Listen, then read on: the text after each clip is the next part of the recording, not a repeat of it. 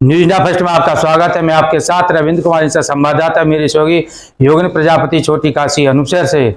इस समय पर डीपीवीएस महाविद्यालय के कॉन्फ्रेंस रूम में आज न्यूज इंडिया फर्स्ट की तरफ से डिबेट हो रही है। भारत और पाकिस्तान की जैसे हालात बन रहे हैं उस पर डिबेट करते हैं। तो सर मेरे पास में जो जुड़े हुए हैं रोहतास सिंह चौहान, बाल विकास अधिकारी LIC से, तो उनसे मेरा ये सवाल रहेगा कि ऑपरेशन सिंदूर पर क्या कहना चाह रहे हैं। इस कॉलेज के कॉन्फ्रेंस हॉल में महाविद्यालय के प्रधानाचार्य, मेरे परम आदरणीय गुरु जी, इन्होंने LDB में मुझे पढ़ाया, डॉक्टर UK झा, पत्रकार महोदय, मैं आपको सर्वप्रथम बधाई देता हूं, प्रशंसा करता हूं कि आपने इस तरीके से एक ओपन डिबेट रखी।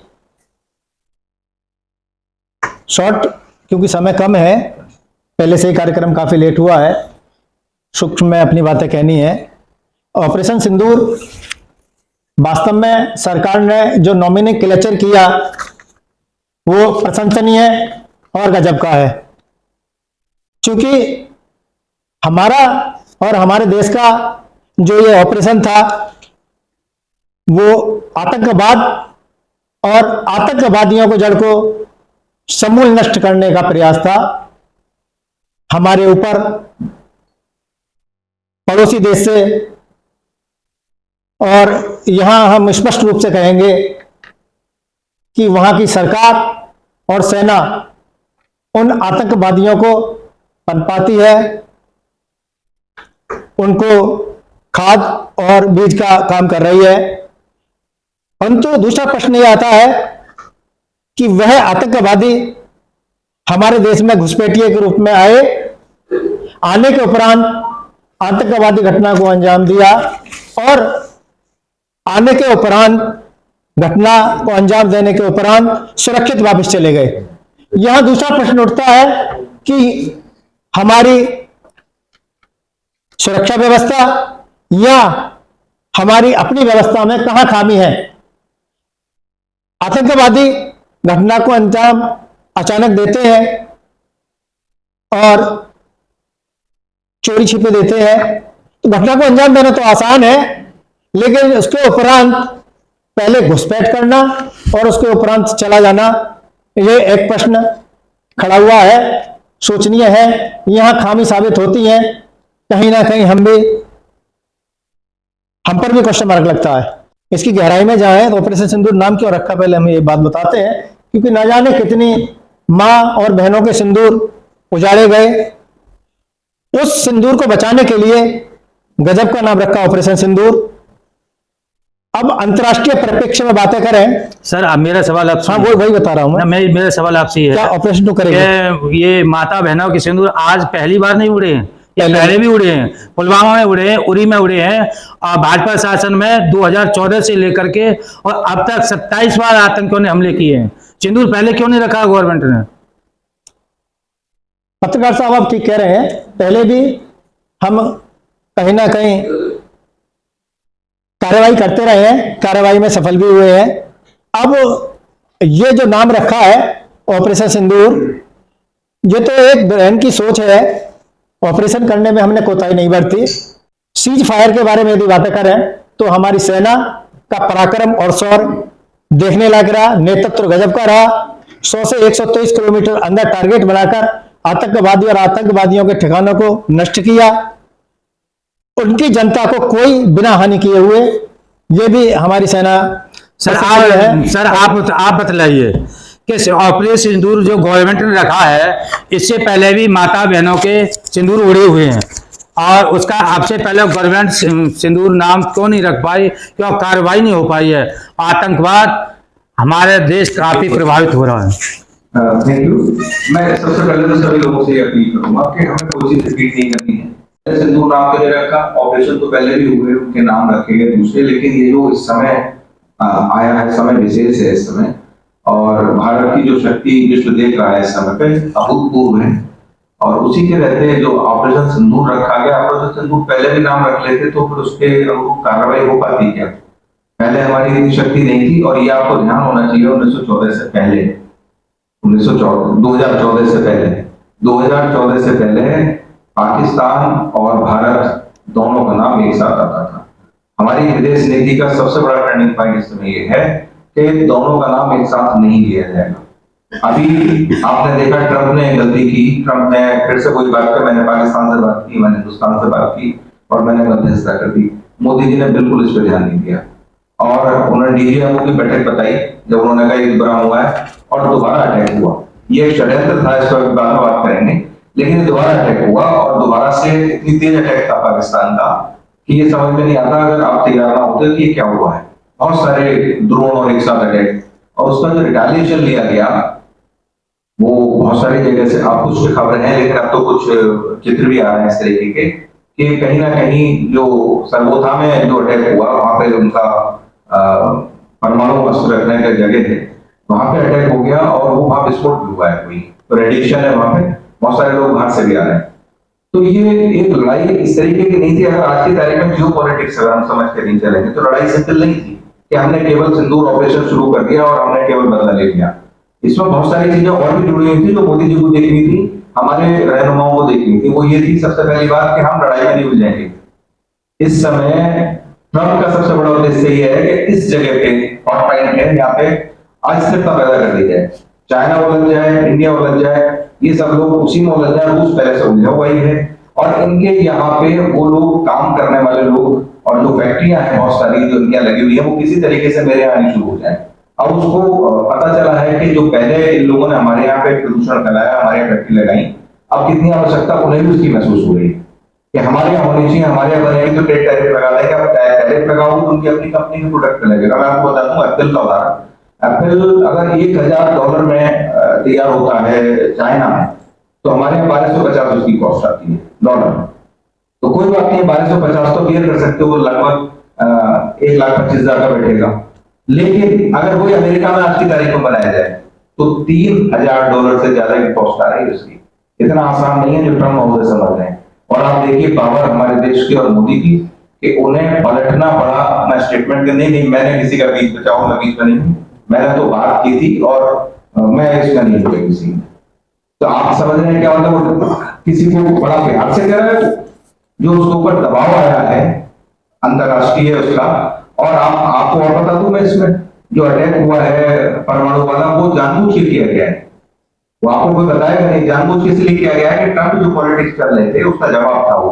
और जो लेक्चर आपने सुना वो गोल्डन लेक्चर है, one of the golden lectures in the history of India, जो मोदी जी ने उस रात में दिया था। उसमें एक एक बात देखिए, वो आप लोगों से बात नहीं कर रहे थे उस दिन, वो जवाब दे रहे थे ट्रंप का। और वो ट्रंप का जवाब जो दे रहे थे, देखिए उन्होंने कहा कि टेरर और ट्रेड एक साथ नहीं चलेगा। बात जो कह रहा है अमेरिका कि आओ बात करें बैठ के और ट्रेड कर लें, और पाकिस्तान के साथ हम बैठेंगे।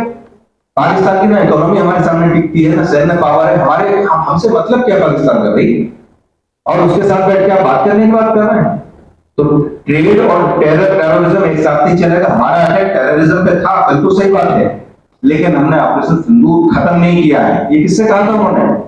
ये भी ट्रंप से कहा था कि आप सोच रहे होंगे बंद कर दिया हमने आपके डर से, नहीं बंद है, ऑपरेशन सिंदूर जारी है। और अगर जरा सी हरकत की तो हमने न्यू नॉर्मल बना दिया है। न्यू नॉर्मल ये है कि जीरो टॉलरेंस है। अगर आपने आतंकवाद में जरा भी गड़बड़ की, दोबारा कोई ऐसी कार्रवाई एकदम आपको उसका बदला देगा। सरगोधा याद रखिए, जो सरगोधा में भी किया है, उन्हें पता चल गया कि छुपो में नहीं है आपके असर, जिस दिन चाहे उस दिन इंडिया उड़ा सकता है। और पावर है, आप क्या समझ रहे, पावर नहीं है उस दिन। ऐसा नहीं था कि हम पहुंच नहीं सकते थे, लेकिन मोदी जी ने बात रखी ट्रंप की कि ठीक है, उन्होंने कहा है, बड़े लीडर ने बात रखी है और मान गए थे वो आपस में। लेकिन ये बात तय हुई थी कि डीजीएमओ फोन करेगा उनका, फिर हमारा डीजीएमओ जवाब देगा और यहाँ से घोषणा होगी। लेकिन ट्रंप तो रुका नहीं, 11 घंटे पहले ही बोल पड़े कि नहीं वो हमने करा दिया है मध्यस्थता। फिर तो लपेट रहे हैं बात में। तो डरने वाला नहीं है इंडिया। आज का जो कह रहे हैं बात, ये कहने वाली बात नहीं। आज का भारत नया भारत है। ऑपरेशन सिंदूर पहले क्यों नहीं हुआ, इसका जवाब यही है कि नया भारत है, इसी में ऑपरेशन सिंदूर संभव है। और जहां तक बात हुई पीओके की, पीओके उस दिन भी लिया जा सकता था। ये सबको पता है कि जरासी लड़ाई में हाल पाकिस्तान का, उन्होंने पता है आपको एक बात नहीं पता होगी, जितना भी मीडिया है अमेरिका का पूरा इस बात में लग गया कि ग्लोरीफाई किया जाए जो अटैक हुआ पाकिस्तान की तरफ से उसे। कि पाकिस्तान ने बहुत अच्छा अटैक किया, पाकिस्तान ने इंडिया के इतने जहाज गिरा दिए, ये गिरा दिया, वो सब झूठ फैलाया गया। और वो तो झूठ फैलाया गया, अपना पेट ना भारी हो रहा है। क्यों? क्योंकि इंडिया ने सैटेलाइट की इमेजेस दी है पहले का और बाद का। आप देख रहे हो बहुत सारी जगह आ रही है वो इमेजेस। पहले क्या था वहां पे और अब क्या कर दिया है, उड़ा दिया पूरा। हवाई पट्टी, 6 हवाई पट्टियां एक साथ उड़ाना, ये मायने रखता है किसी भी देश के लिए। खत्म कर दी, उनकी बैकबोन तोड़ दी। और इंडिया अगर आगे बढ़ता तो वो उड़ते कहां से? उनकी तो मिसाइलें रखी रह जाती, चलाते कहां से? तो ये जो सारी बात है, ये बहुत बड़ी बात थी। और मोदी जी ने बहुत ज्यादा बियर किया इस चीज को कि नहीं हम रुक जाते हैं। उसमें हमारा भी फायदा था। माफी वो मांग रहा है, वो हमसे रिक्वेस्ट कर रहा है। फायदा ये था कि आजकल केवल लड़ाई से सब कुछ नहीं होता है।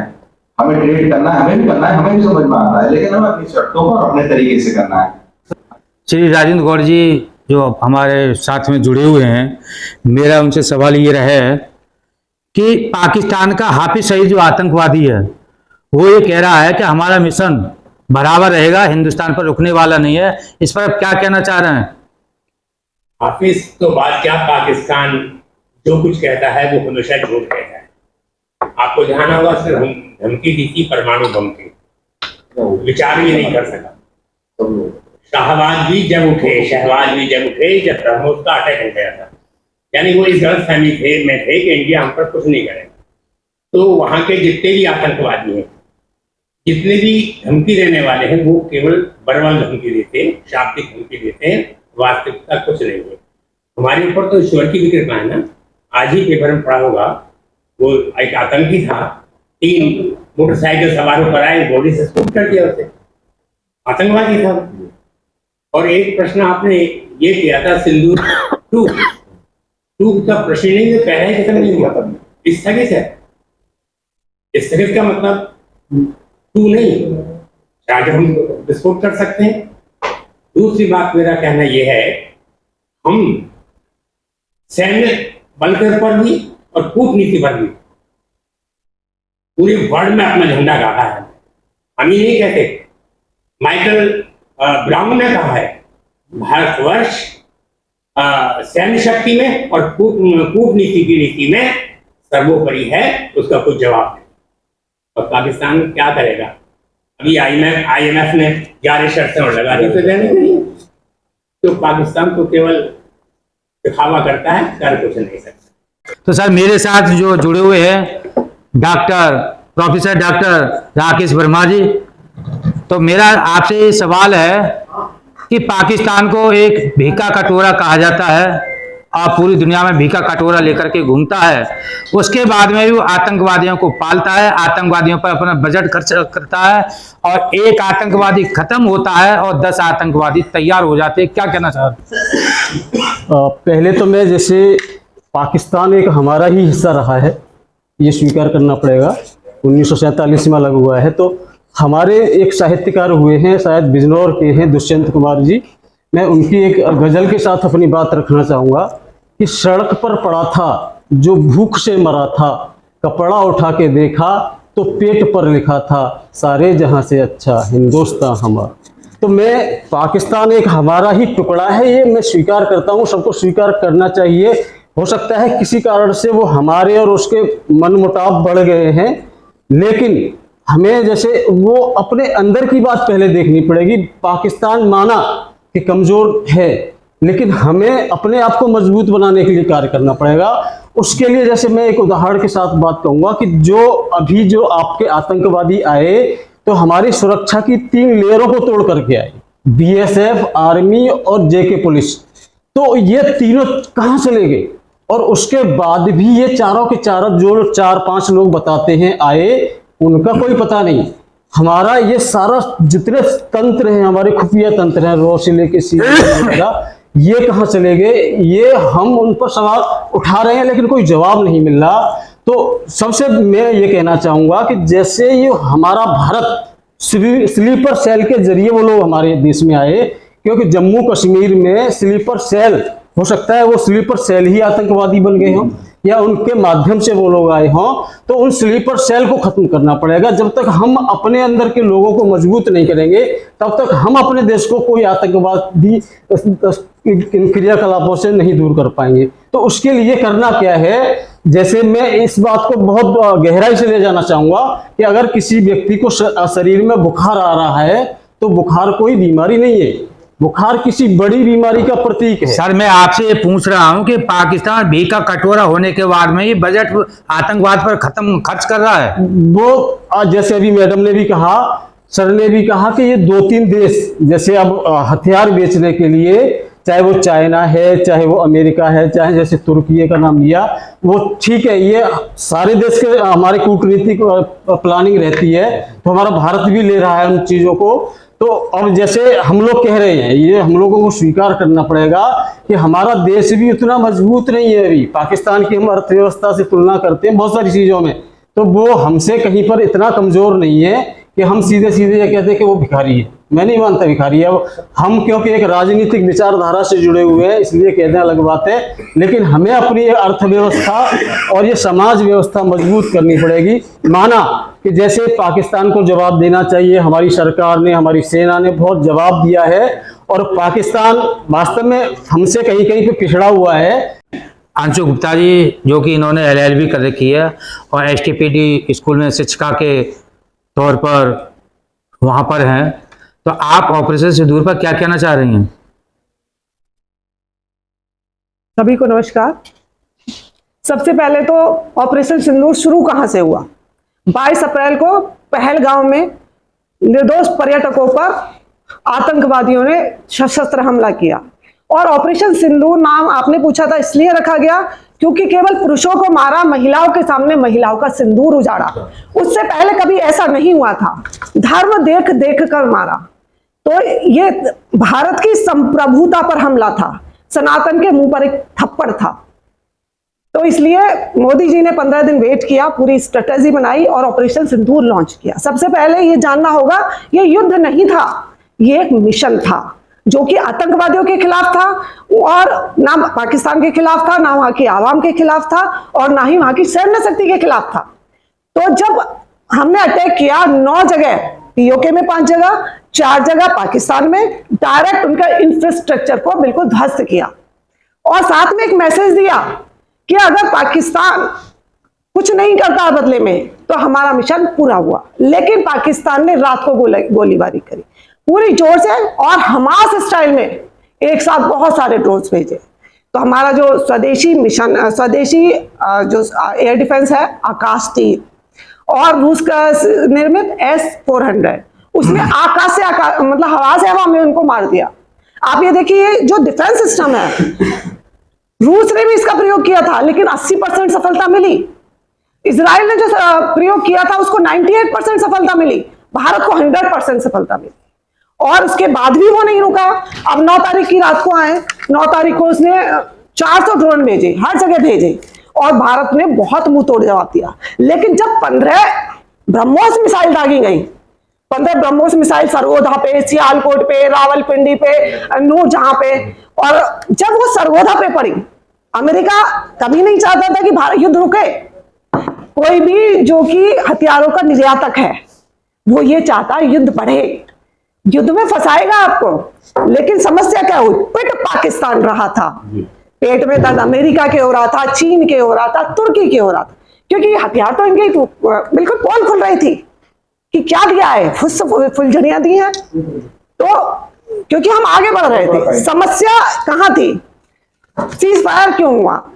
ट्रंप क्यों बीच में आया? ठीक, धन्यवाद। एक मिनट, बस एक ही है कि क्यों हुआ? बोलो। क्योंकि जब सरगोधा पे स्ट्राइक हुआ, उसके बराबर में किराना हिल्स है, वहां पर परमाणु हथियार है, वहां पर विकिरण का खतरा था, रेडिएशन फैलने का खतरा था, और वहां पर अमेरिका के ही हथियार रखे हुए थे। और अमेरिका नहीं चाहता था कि वो रेडिएशन तो सीमाएं देखता नहीं है, वो भारत में भी आ सकता था। तो उन्होंने और अपनी शर्तों पर किया है सीज फायर। भारत ने रणनीति कूटनीति अपनाई। आपको महाभारत का याद होगा, जब युद्ध चल रहा था, घटोत्कच मरा था, तो हारी हुए पांडव चमू में हंस रहे भगवान थे, पर जीत कर भी कर्ण के हारे हुए से प्राण थे। क्या ही सत्य है? जैके ने केवल बल चाहिए, कुछ बुद्धि का भी घात, कुछ छल छद्म कौशल चाहिए, कुछ छल छद्म कौशल चाहिए। इसलिए कूटनीति के कारण, रणनीति के कारण हमने ये सीज फायर किया क्योंकि हम अर्थव्यवस्था को आगे बढ़ाना चाहते हैं, हम अपनी आवाम को आगे बढ़ाना चाहते हैं। मोदी जी जैसा राजनीतिक नेतृत्व मिलना तो दुर्लभ है। साथ जुड़े हुए प्रोफेसर यूके जहा जी, मेरा सवाल यह है कि रूस भारत के लिए चेता रहा है कि अमेरिका से बच करके रहे और अमेरिका हिंदुस्तान के लिए घातक हो सकता है, क्या कहना चाह रहे हैं? देखिए, आप स्ट्रेट वे ये नहीं कह सकते हैं कि अमेरिका घातक हो सकता है। इसलिए नहीं कह सकते कि आप जो भारत 1947 से एग्जिस्टेंस में है और आप देखें भारत ने कभी अमेरिका के दबाव में घुटने नहीं टेके।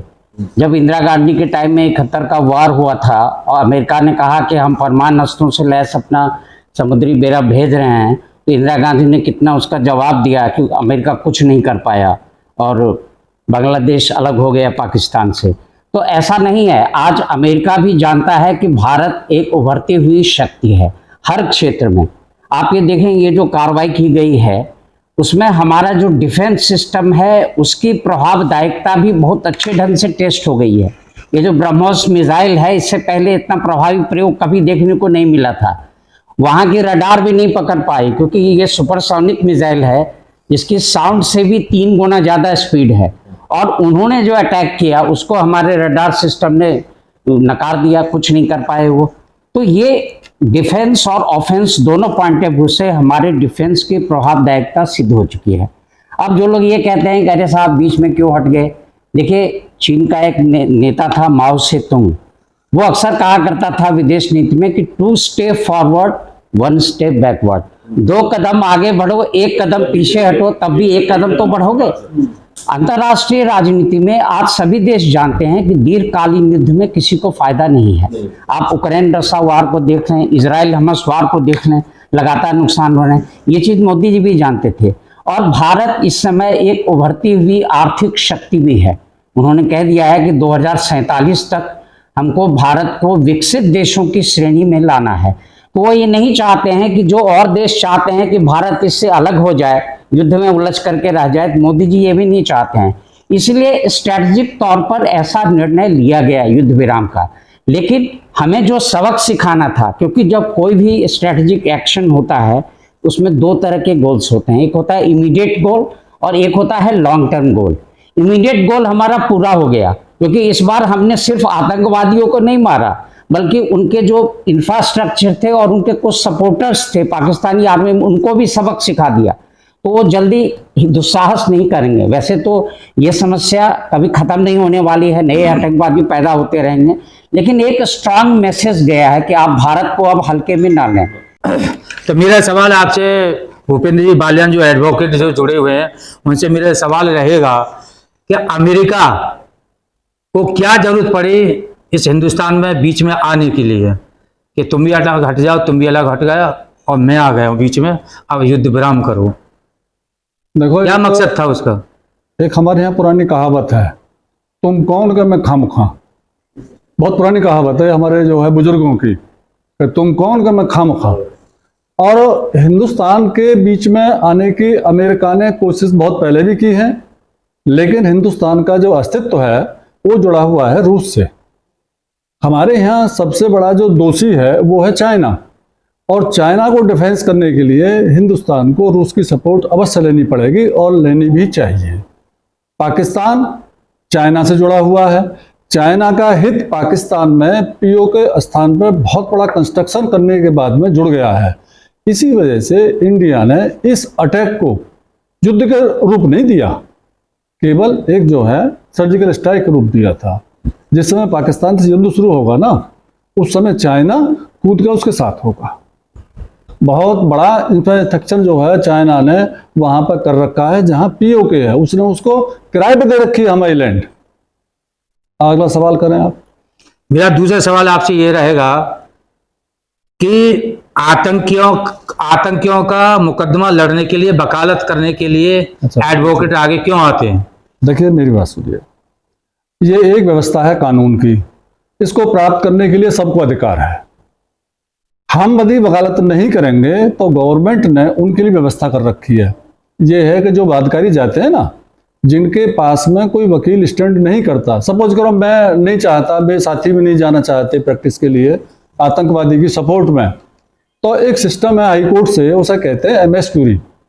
उसमें गवर्नमेंट से प्रोविजन ये है कि उन्हें वकील फ्री में दिया जाएगा। जो पॉपर हैं या जो डिजेबल्ड हैं या आतंकवादी हैं जिन पर कोई वकील नहीं जा रहा है, तो उन्हें गवर्नमेंट ही देती है और गवर्नमेंट उसकी फीस MS क्यूरी की अपने कोष में से देती है। हम चाहते हैं ऐसे लोगों की वकालत हमारे दिमाग से ना हो जो हमारी बहन बेटियों या हमारे समाज को दूषित कर रहे हैं। मैं खुद ये चाहता हूं कि मैं ऐसे लोगों की वकालत नहीं करूंगा। मेरे साथ में मेरे बगल में जुड़े हुए श्री अखंड प्रताप जी, LDF इंटर कॉलेज के वक्ता। तो क्या भारत LOC पर कब्जा कर पाएगा? देखिए, आज का जो आपका डिबेट का विषय है, थोड़ा उसकी तरफ भी जाना चाहूंगा समग्रता में। भारत पाकिस्तान के बीच युद्ध विराम, अगर आप देखेंगे समग्रता होल पर्सपेक्टिव में, युद्ध की घोषणा सरकार के द्वारा नहीं की गई। किसी भी मीडिया, प्रतिष्ठित मीडिया के द्वारा कोई युद्ध की घोषणा नहीं की गई। हाँ, ये जरूर है कि ऐसे वैसे चलते लोगों ने इसको युद्ध का नाम दिया, और जब युद्ध हुआ ही नहीं, युद्ध विराम की बात आई कहां से? ये जो आप जो बात करते हैं ये बात सही है, और सैद्धांतिक और व्यावहारिक दो पक्ष होते हैं। मैं सर आ रहा हूं उसी तरफ आ रहा हूं। युद्ध की अभी तक जितने भी युद्ध हुए हैं, इजराइल का देख ले, रशिया का, युद्ध की घोषणा होती है। हमारी सरकार ने कभी युद्ध की घोषणा नहीं की। हम लोगों ने मान लिया। उन्होंने कहा था कि हम आतंकवादी अड्डों को और जहां जो आतंक की जो पोषित कर रहा उसको बर्बाद करेंगे, बर्बाद किया। उन्होंने कहा हमारी सरकार ने, अगर पाकिस्तान इसका जवाब देगा उसका हम करारा जवाब देंगे।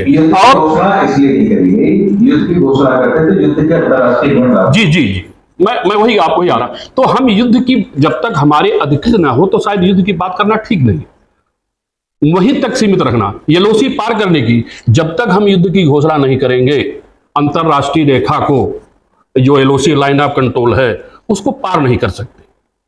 दूसरा, अभी जैसे बात आ रही है आतंकवादियों के पोषण की, पाकिस्तान का जो सृजन हुआ, निर्माण हुआ, हमारे जो भारतीय स्वतंत्रता अधिनियम है 1947 का, उसमें सर कहीं पाकिस्तान का जिक्र नहीं है। जरा थोड़ा पर्सपेक्टिव में जाइए, गहन उसमें। यही जिन्ना जो उसके सूत्रधार माने जाते हैं। कांग्रेस इतनी जबरदस्त थी, इतिहास पढ़ेंगे, इतिहास के, एक बार जिन्ना को भाग के लंदन जाना पड़ा, जिन्ना की चली नहीं। किन परिस्थितियों में जिन्ना वापस आते हैं और जो उस समय की स्थितियां होती हैं, कैसे पाकिस्तान का सृजन होता है। हम कुछ लोग, अभी बात आई धर्म को लेके, ये धर्म का युद्ध भी नहीं है। 57 देश हैं, 2-3 देशों को छोड़ दीजिए, बाकी 54-55 देश तो हमारे साथ हैं। इसलिए हिंदू मुस्लिम का भी युद्ध नहीं है। वो पाकिस्तान जो बना, जो पोषण हो रहा है, पाकिस्तान नहीं पोषण कर पा रहा आतंकवादियों का। पोषण तो कई और उसके खिलाड़ी हैं, इसलिए उसको पोषण मिल रहा है। तो मेरा यही मानना है कि जो भी भारत देश की सरकार निर्णय ले रही है उसको हमको समझना चाहिए। इतना इजराइल, अभी बात आई पास करने की, इजराइल की खुफिया तंत्र सबसे मजबूत माना जाता है। हमास ने प्रवेश किया, 846 लोगों का हत्या की, नागरिकों की, 300-350 सैनिक मारे गए, सिपाही मारे गए, और 400 नागरिकों को बंधक बनाया। और उसके 1 महीने बाद, पूरा 1 महीना लगा, लगभग 1 महीने बाद इजराइल हमला कर पाया। हम क्या चाहते हैं? हम पाकिस्तान को बर्बाद करना चाहते हैं? हम जो ऐसा वातावरण बनाया जा रहा, हम पूरे क्या परमाणु बम गिराना चाहते हैं? ये हमारी संस्कृति में नहीं। क्या हम पाकिस्तान पर कब्जा करना चाहते हैं? और उन 300 मिलियन लोगों को, 30 करोड़ लोगों को जो मरने के लिए तैयार है, जिनका जीवन का कोई उद्देश्य नहीं है, ये तो संभल नहीं रहे, 300 मिलियन को कैसे संभालेंगे? तो कहीं ना कहीं स्थितियां हमारी अलग है, और पूरे परिदृश्य में समझना होगा कि आवाम भी हमें दुश्मन की तरह देखती है जी, क्योंकि ये लड़ाई हमारी एक सोच से है। मदरसा मस्जिदों में जो सिखाया जाता है, जो भारत के खिलाफ बचपन से जहर भरा जाता है, इसलिए वो आवाम के दिमागों में भरा रहता है। ये सोच है हमारी लड़ाई आतंकवाद से किसी देश से नहीं है, बल्कि एक सोच से, जिहादी सोच से। इसलिए वहाँ के आवाम जो यहाँ के बहुत सारे अपने लोगों से नफरत करते हैं, हमारे अस्तित्व से समस्या है, इसलिए वहाँ के आवाम से नफरत। मेरे साथ में जुड़े हुए हैं Subhash ji JVM university campus से। तो मेरा सवाल ये है कि जब से देश हमारा आजाद हुआ है जी और जब से पाकिस्तान भारत के लिए दुश्मन की तरह दिखाई देखता है, क्या कहना चाह रहा हूँ? ये जो पाकिस्तान अधिकृत क्षेत्र है उसकी वजह से ये आतंकवाद होता रहा है, ये कहना चाहिए। नहीं, आप ये बतलाइए, जैसे देश जब आजाद हुआ है हमारा जी। और पाकिस्तान हमारे उसकी आवाम भी हिंदुस्तान के लिए दुश्मन की तरह देख रहा है, क्या कहना चाह रहे हैं इस पर? क्या जवाब देंगे इसके लिए? क्यों देखता है वो इसलिए देखता है कि पाकिस्तान की जो हरकतें हैं उसकी वजह से हमारे देश के हर व्यक्ति जो है उसे एक दुश्मन की नज़र से देख रहा है, जो उसकी गतिविधियां रही हैं लास्ट के ईयर्स में। नितिन शर्मा जी जुड़े हुए जो DPPS में स्टडी कर रहे हैं, तो उनसे मेरा ये सवाल है कि कांग्रेस के समय में भी आतंकवाद पनपा था और भाजपा में ही पनप रहा है, तो कांग्रेस और भाजपा के पीरियड में क्या अंतर है? देखिए, जब से मोदी सरकार आई है तब से जो आतंकवाद की जो हमारी जीरो टॉलरेंस की नीति है उस पर काम किया गया है, ठीक है। और जब भी आतंकवादी जो भी कार्रवाई होती है, आतंकवादी जो भी कृत्य किए जाते हैं उसके खिलाफ लगातार एक्शन लिया गया है। जैसे कि सर्जिकल स्ट्राइक हुई थी, ठीक है, और जो हमारा उरी में अटैक हुआ था उसके बाद सर्जिकल स्ट्राइक की गई, और जो हमारा पुलवामा अटैक हुआ है उसके बाद ऑपरेशन बंदर चलाया गया एयरफोर्स के द्वारा, और अब जो पहलगाम का जो अटैक हुआ है उसके द्वारा ऑपरेशन सिंदूर चला के पूरी दुनिया को दिखा दिया गया है कि हम आतंकवाद की जो ये हिंसात्मक कार्रवाई है इसको हम नहीं सहेंगे। GDV इंटर कॉलेज अनुपशहर से, तो हमारे देश की जो बहादुर बेटियां सोफिया कुरैशी और विंग कमांडर भूमिका सिंह ने और पाकिस्तान में अंदर जाकर के आतंकियों को मार गिराया, उनके लिए क्या कहना चाह रहे हैं? जी, एक लड़की होने के नाते मुझे ये सुन के बहुत अच्छा लगा और देख के अच्छा लगा कि हमारे देश की बेटियां, हमारे जैसे देश, मतलब अभी हम विकसित देशों की श्रेणी में नहीं आते हैं, अभी हमारे देश की सामाजिक व्यवस्था या संस्कृति में अभी बहुत सारी बातें ऐसी हैं जिसकी वजह से लड़कियां हमारे यहाँ पिछड़ी हुई थी, अभी तक जो कि पिछड़ी हुई थी, लेकिन ऐसी लड़कियों को आगे बढ़ते हुए देख के बहुत अच्छा लगता है, गर्व की अनुभूति होती है। वो भी युद्ध जैसे मुद्दों पे प्रेस कॉन्फ्रेंस करवाना और वहाँ लड़कियों को आगे रखना, ये तो बहुत बड़ी बात थी, और मैं इसके लिए सरकार की भी तारीफ करूँगी इस बात के लिए कि इतनी बड़ी जिम्मेदारी उन्होंने लड़कियों को दे रखी थी। ये हमारे लिए गर्व की बात है, पूरे देश के लिए गर्व की बात है। वैसे पहले भी हमारे देश की बेटियों ने और महिलाओं ने इस देश के दुश्मनों से लोहा लिया है, क्या कहना चाह रहे हैं उनके लिए?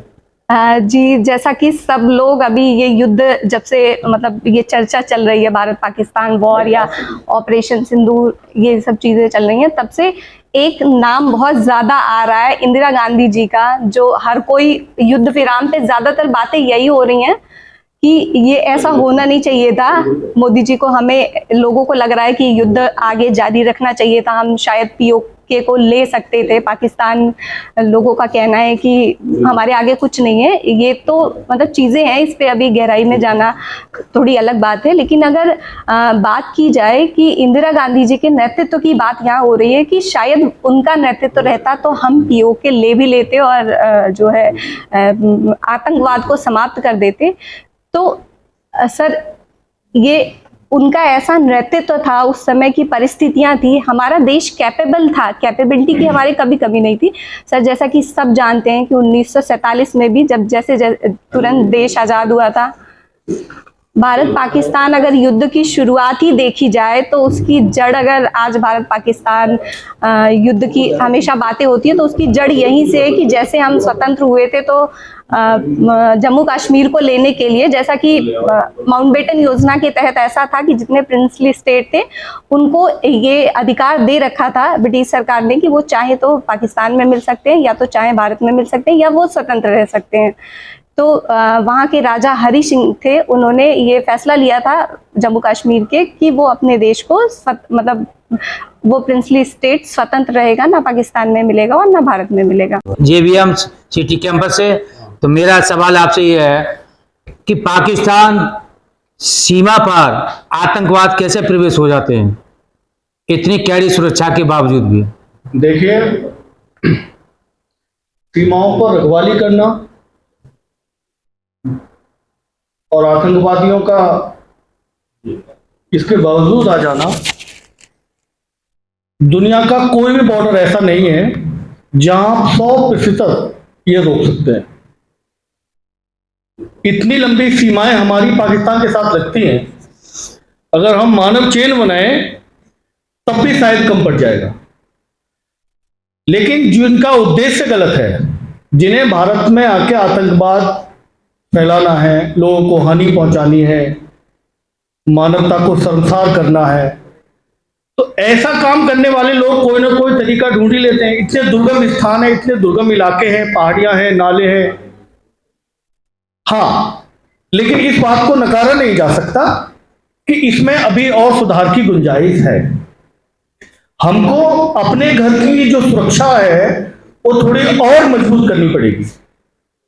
तो मेरे साथ जुड़े हुए हैं प्रोफेसर डॉक्टर श्री तरुण वास्तव जी।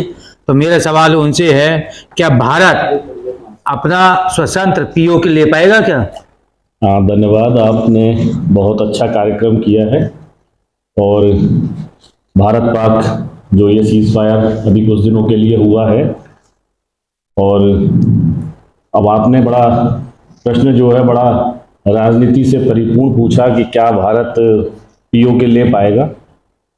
देखिए, हिंदुस्तान की नीति शुरू से विस्तारवादी नहीं रही है, ये चाइना की नीति रही है। और अभी एक हमारे यहाँ वरिष्ठ साथी ने बताया था कि 2 कदम बढ़ो और 1 कदम पीछे हट जाओ, इस तरह की नीति चाइना की रही। और जिस तरह से पिछले कुछ वर्षों में भारत में जिस तरह की सरकारें आई हैं और एक तटस्थ सरकार आई है भारत के अंदर, और उन्होंने कहा है कि अब चर्चा केवल पाकिस्तान में ऑक्यूपाइड जो कश्मीर है उसको लेने के लिए की जाएगी, तो ये एक अच्छी बात है और सरकार उस पर इनिशिएटिव भी ले रही है। और वो जब भी प्रयास करती है कि युद्ध ना हो और एक भी गोली ना चले और पाकिस्तान ऑक्यूपाइड कश्मीर हम लोगों को मिले, सभी लोग यही चाहते हैं। लेकिन सबसे बड़ी बात ये भी है एक कि युद्ध किसी भी समस्या का समाधान नहीं है। बहुत सारे युद्ध लगातार चलते रहे हैं, जो 10 दिन के कह के शुरुआत हुई थी और आज 2 साल से वो युद्ध चल रहे हैं। पूरा संसार देख रहा है, युद्ध से सिर्फ नुकसान होता है और कोई फायदा किसी का नहीं होता। भारत विकसित होने की दिशा में आगे बढ़ रहा है और युद्ध एक खर्चीला प्रोजेक्ट है, बहुत ज़्यादा खर्च होता है और बहुत ज़्यादा आबादी, बहुत ज़्यादा संसाधन उसमें नष्ट हो जाते हैं युद्ध में। तो कहीं ना कहीं सरकार ने बहुत अच्छा इनिशिएटिव लिया है कि कहीं ना कहीं वो जो सीज फायर किया है, उन्होंने ये भी दिखाया कि हम बड़प्पन दिखाया उन्होंने।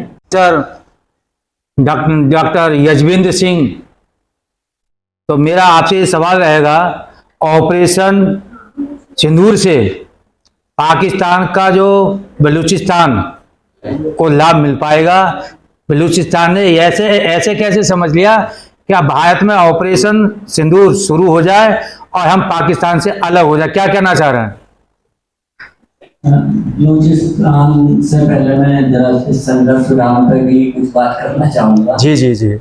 देखिए, हम यहाँ बैठे हुए हैं, बहुत लोग बैठे हुए हैं, हम कुछ भी कह सकते हैं जी। आप उन लोगों से पूछो जो सीमा के पास रहते हैं जी, उनके लिए कितना खतरा है। वो 1 मिनट भी नहीं चाहते कि वहां पर कुछ भी कॉन्फ्लिक्ट हो। जैसे ही कोई कॉन्फ्लिक्ट होता है सबसे ज्यादा नुकसान उन्हीं का ही होता है और ये कोई भी संघर्ष, चलो युद्ध नहीं हम इसको कहते, कोई भी संघर्ष किसी के लिए भी अच्छा नहीं है, पर करना पड़ता है कब आपको अपनी बातें रखने के लिए, और ये जितनी जल्दी इसका विराम हो जाए उतना ही सबके लिए अच्छा होता है। युद्ध किसी के लिए अच्छा नहीं है, ये अच्छा ही हुआ।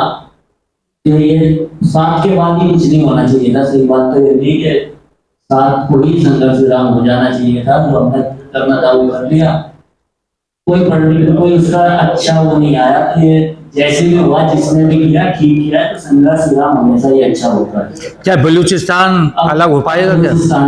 बलूचिस्तान अब से ही बहुत दिन पहले से ही पाकिस्तान, चूंकि बलूचिस्तान ही सबसे समृद्ध प्रदेश है पाकिस्तान का, जितने भी मिनरल्स हैं जो भी है सब बलूचिस्तान में है, और सबसे पिछड़ा हुआ है। अगर आप पाकिस्तान की सरकार की रूल को देखो तो वहां पर पंजाब प्रांत है एक हमारे पास ही, उसका कब्जा है, चाहे आप सेना ले लो चाहे आप उनका गवर्नमेंट डिस्पेंस ले लो। बलूचिस्तान का वो हमेशा से शोषण कर रहे हैं, तो बहुत दिनों से बलूचिस्तान मतलब मिलते ही, जैसे ही बलूचिस्तान एक कबीलाई प्रदेश है, 4 या 5 कबीले थे उसमें, तो 1 या 2 कबीले ने तो हस्ताक्षर कर दिए थे जो, लेकिन जैसे ही किए उनको तभी अपनी गलती का एहसास होगा और वो उसी दिन से संघर्ष कर रहे हैं अलग होने के लिए। अब से पहले भी आपने देखा होगा कि उन्होंने ट्रेन हाईजैक की और तो बहुत सारे सैनिक उन्होंने मार दिए, तो बलूचिस्तान तो संघर्ष कर ही रहा है। अब चूंकि भारत के साथ कॉन्फ्लिक्ट हुआ, उनकी सेना का ध्यान भारत की तरफ आया, वो सारे आर्मी जितना भी आर्मी की उन्होंने ज्यादातर इंडिया के बॉर्डर की तरफ मूव की, तो वहां पर क्या हुआ, आर्मी का प्रेशर कम हुआ, तो इस वजह से बलूचिस्तान को लग रहा है कि शायद हम अपने आप को आजाद करा सकते हैं, इस मौके का फायदा उठाकर। धन्यवाद जी। जुड़े हुए हैं डॉक्टर मोहित महादेव जी, जेपी यूनिवर्सिटी से है। तो मेरा सवाल आपसे ये रहेगा कि हम आतंकवाद कई बार शोषित हुआ है, मतलब आतंकवाद से हम काफी प्रभावित हुए हैं और बार बार ऐसा मन में आता है कि पाकिस्तान को घर में घुसने की बजाय उसको मिट्टी से मिला दें। हर देश के नागरिक पर छाया हुआ आतंकवाद, उसके बाद में अब क्या करना चाहिए? देखिए, सबसे पहले तो आपने जो आयोजन रखा है बहुत सुंदर आयोजन है। अच्छा होता है कि विश्वविद्यालय के महाविद्यालय के और छात्र भी यहाँ होते, सब लोगों के लिए एक डिबेट ये अच्छी लगती, उन लोगों के लिए प्रश्नों के उत्तर मिलते, उनके मन में जो प्रश्न चल रहे हैं। आपने कहा आतंकवाद, हम चाहते हैं पाकिस्तान को ऐसा कर दीजिए। देखिए, ये अंतर्राष्ट्रीय विषय होते हैं, ऐसा आसान काम नहीं है कि 2 लोगों में गाली गलौज हो गई, लड़ाई हो गई तो उसके आधार पर कोई प्रतिक्रिया कर दी जाए, है ना। लेकिन जो उन्होंने किया उसका पिछले 10 सालों से मुंह तोड़ जवाब मिल रहा है, चाहे वो सर्जिकल स्ट्राइक हो चाहे वो एयर स्ट्राइक हो। रही बात आपने जैसे कहा कि नेस्तो नाबूद करने की, ये काम आसान नहीं है। आपको जानते हो, अभी जैसे आपने प्रश्न पूछा, आपको पता है कि अगर आज नेस्त नाबूद करने की बात आई, युद्ध की बात आती है, पूरा जैसे कोरोना में रुक गया था भारत, ऐसे रुक जाएगा। रेल सारी बंद हो जाएंगी, एयर बंद हो जाएंगी, आपका घर से निकलना मुश्किल हो जाएगा, डार्क आउट हो जाएगा, ये सारी चीजें हो जाएंगी। आपको पता है कितना मुश्किल हो जाएगा? तो वो पूछ रहे थे तो उन्होंने कहा कि भाई ऐसा भी हो जाएगा युद्ध में? बोले हाँ, ऐसा ही होता है युद्ध में। और युद्ध का मतलब क्या होता है? युद्ध का मतलब होता है आज अगर युद्ध हो जाए तो भारत 50 साल पीछे चला जाएगा। भारत अपनी प्रगति के में आड़े नहीं आने देना चाहता है। ये जो रही बात उकसाने की, आपने देखा यूक्रेन और रूस का युद्ध, कहा जाता था जब शुरू हुआ कि रूस 3 दिन में निपटा देगा यूक्रेन को, आज भी युद्ध चल रहा है, लेकिन नहीं, ऐसे परिदृश्य बदले हुए हैं। दूसरी बात, नहीं, मेरा सवाल आपसे ये दूसरा सवाल ये रहेगा कि भारत को अमेरिका पर कितना विश्वास रखना चाहिए? मैं वहीं आ रहा हूं। अब आप भारत को अमेरिका पर कितना विश्वास, देखिए अमेरिका चूंकि महाशक्ति है तो इसलिए किसी को आप इग्नोर नहीं कर सकते, है ना। अंतरराष्ट्रीय परिदृश्य में सारे लोगों पर बात होती है, सारे देशों से बात होती है। आप ना ही पाकिस्तान को इग्नोर कर सकते, ना अमेरिका को इग्नोर कर सकते, ना चाइना को इग्नोर कर सकते। जो कूटनीति है, जो विदेश नीति है, उसके हिसाब से जिस व्यक्ति से जितनी बात करनी है उतनी बात करनी जरूरी है, आवश्यक है। आप इग्नोर नहीं कर सकते अमेरिका को। रही बात उसकी, हमारे देश का प्रधान कहते हैं, ये नई फिलॉसफी शुरू हुई है कि भारत ना तो आंख चढ़ाकर बात करेगा न भारत आंख झुकाकर बात करेगा, पूरे विश्व में भारत एक देश से दूसरे देश के आंख मिलाकर बात करेगा।